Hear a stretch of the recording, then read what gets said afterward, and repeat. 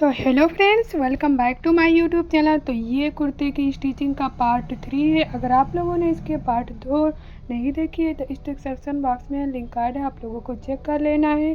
तो okay, start करते हैं अब हम कुर्ते की आगे की स्टिचिंग। तो यहाँ पे आज हम स्लीव्स की स्टिचिंग बताएंगे और साथ ही कॉलर को कैसे जॉइंट करना है ये भी बताएंगे। तो देखिएगा, अगर आप लोगों को स्टिचिंग सिलाई उसकी स्लीव्स की करनी है तो यहाँ पे जो भी मार्जिन हो इस तरह से रखते हुए सबसे पहले स्लीव्स की फोल्डिंग कर लेना है।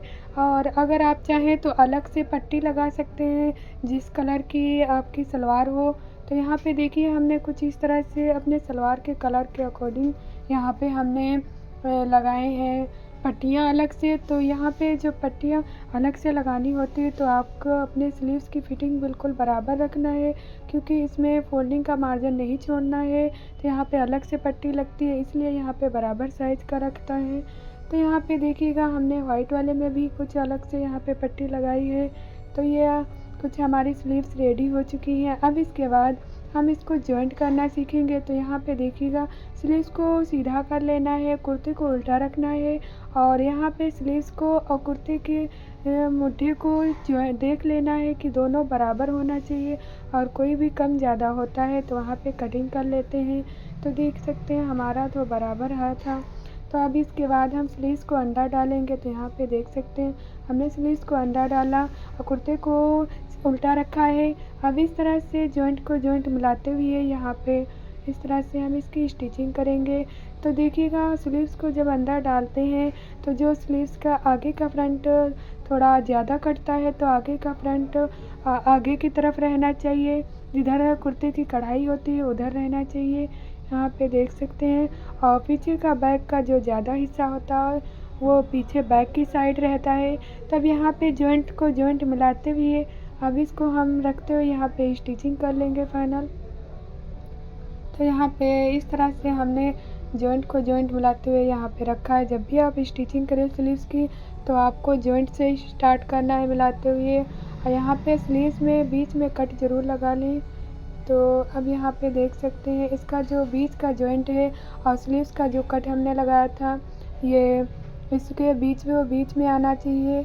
तो यहाँ पे बीच में जो कंधी का जॉइंट है ये पीछे बैक की साइड रहता है। तो देखिए, हमने बैक की साइड रखा है। ये देखिए, मार्जिन बैक की साइड है और वो आगे की तरफ है। अब इसके बाद यहाँ पे इस तरह से रखते हुए आपको जब भी जॉइंट करना है स्लीव्स को, सभी मार्जिन को बराबर से देखते रहना है कि जो भी कम ज़्यादा नहीं होना चाहिए। शुरुआत से लेकर लास्ट तक आप मिलाते हुए जाएं, चेक करते हुए जाएं, कोई भी बढ़ना नहीं चाहिए मार्जिन का स्लीव्स का या मतलब कि उसके कुर्ते का।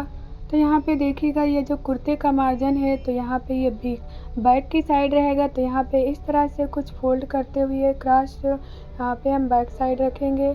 तो ये देखिए, हमने बैक साइड रखा है और कुर्ती जो है उसके स्लीव्स का मार्जिन आगे की तरफ रहता है। तो यहाँ पे दोनों को इस तरह से फोल्ड करते हुए फाइनल इसकी स्टिचिंग कर लेते हैं।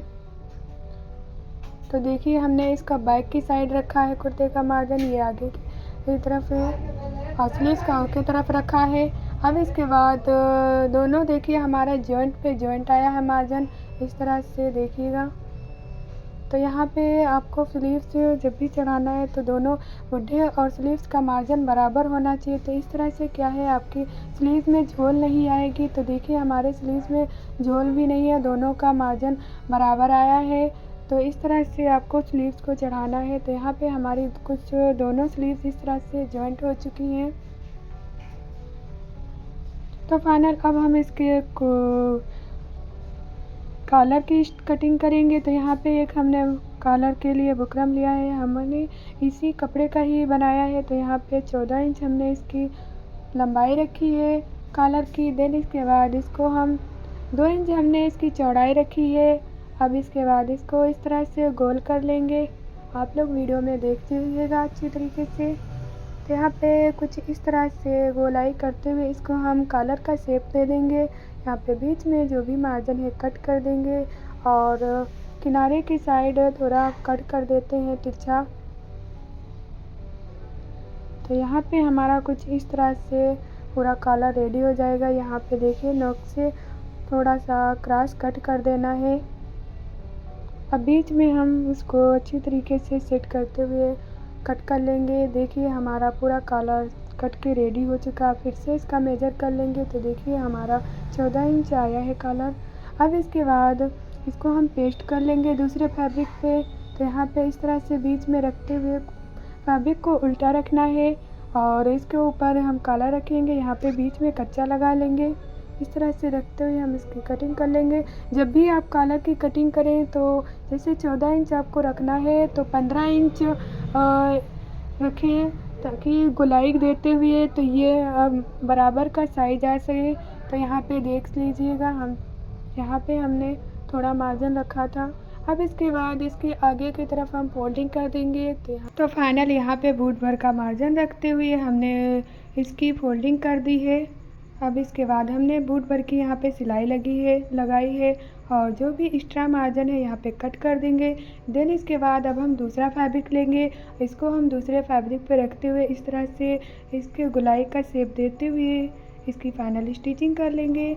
तो यहाँ पे देख सकते हैं हमने किस तरह से स्टिचिंग किया है।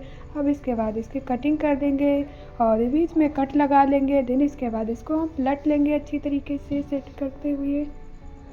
तो यहाँ पे जो भी गोलाई हमने दी है इसके कॉलर की, यहाँ पे अच्छी तरीके से निकालते हुए सेट करते हुए इसको निकाल लेना है। देन इसके बाद इसको यहाँ पे सिलाई कर देंगे।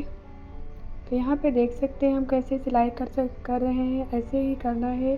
देखिए फैब्रिक को, नीचे वाला फैब्रिक अपने तरफ खींचते जाना है, ऊपर की तरफ नहीं आना चाहिए।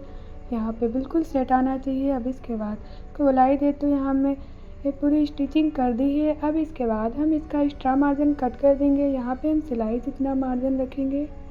अब इसके बाद इसमें हम बीच में एक कट करेंगे। तो यहाँ पे मिलाते हुए कॉलर को यहाँ पे एक बीच में कट लगा लेंगे। तो देख सकते हैं आप लोग कैसे हमने कट लगा लिया है। अब इसके बाद हम इसका कुर्ता लेंगे। तो यहाँ पे देखिएगा कुर्ते को लेना है आपको, अपना कुर्ते का नेक चेक कर लेना है। तो यहाँ पे आप अपने सिर में पहन कर चेक कर सकते हैं। देन इसके बाद इसका हम गोलाई पीछे की दे देंगे, थोड़ा सा कटिंग कर लेंगे। तो यहाँ पे इस तरह से हमने गोलाई देते हुए इसके पीछे के गले को हमने कटिंग कर लिया है। तो यहाँ पे 2 इंच या 2 इंच या 2.5 इंच इस तरह से गोलाई देते हुए इसको हम गोलाई कट कर सकते हैं। तो यहाँ पे आप चाहें तो पहले भी कट कर सकते हैं, लेकिन अब हम बाद में इसकी कटिंग कर रहे हैं। बीच में इसमें भी कट लगा लेंगे। अब इसके बाद इसको हम अंदर की तरफ रखते हुए कट को मिलाते हुए दोनों कॉलर के और भी कुर्ते के मिलाते हुए यहाँ पे इसकी हम स्टिचिंग कर लेंगे। अब कॉलर को हम दूसरी साइड से मिलाते हुए इसकी हम दूसरी साइड की स्टिचिंग करेंगे। तो यहाँ पे इस तरह से कॉलर को सेट कर लेना है, जहाँ पे बैठता है यहाँ पे निशान लगा लें और इसके बाद इसके इस तरह से इसकी सिलाई कर देंगे। आप चाहें तो यहाँ पे पीछे की साइड रखते हुए इसकी स्टिचिंग कर दें। तो यहाँ पे देखिए हमने बैक की साइड इस तरह से रखते हुए इसकी फाइनल स्टिचिंग कर ली है। तो यहाँ पे कुछ इस तरह से हमारा कॉलर चढ़ चुका है। अब इसके बाद इसके हम ऊपर की सिलाई लगाएंगे। तो यहाँ पे इस तरह से मिलाते हुए इसके बाद हम इसके ऊपर की सिलाई कर लेंगे। तो यहाँ पे हम किनारे की बखिया लगा रहे हैं। ये देखिएगा बीच में कट्स आना चाहिए, जो कॉलर का बीच है और जो नीचे कट लगाया था उसका बीच इसके बीच में आना चाहिए। यहाँ पे निशान लगा लेना है। देखिएगा इस तरह से हमारा बीच कॉलर आया है, सेंटर में होना चाहिए कॉलर को। अब इसके बाद इसके हम लास्ट में इस तरह से सिलाई करते हुए निकाल लेंगे, धागे को सारे कट कर देंगे। तो यहाँ पे देखिएगा हमारा कॉलर की फाइनल स्टिचिंग हो चुकी है। स्लीव्स भी हमारी जॉइंट हो चुकी थी। तो कुछ इस तरह से हमारा पूरा सूट आज बन के रेडी हो चुका है। आप लोग इसका पूरा लुक देख सकते हैं। आप लोगों को कैसा लगा है ज़रूर बताइएगा। Okay, thanks for watching this video.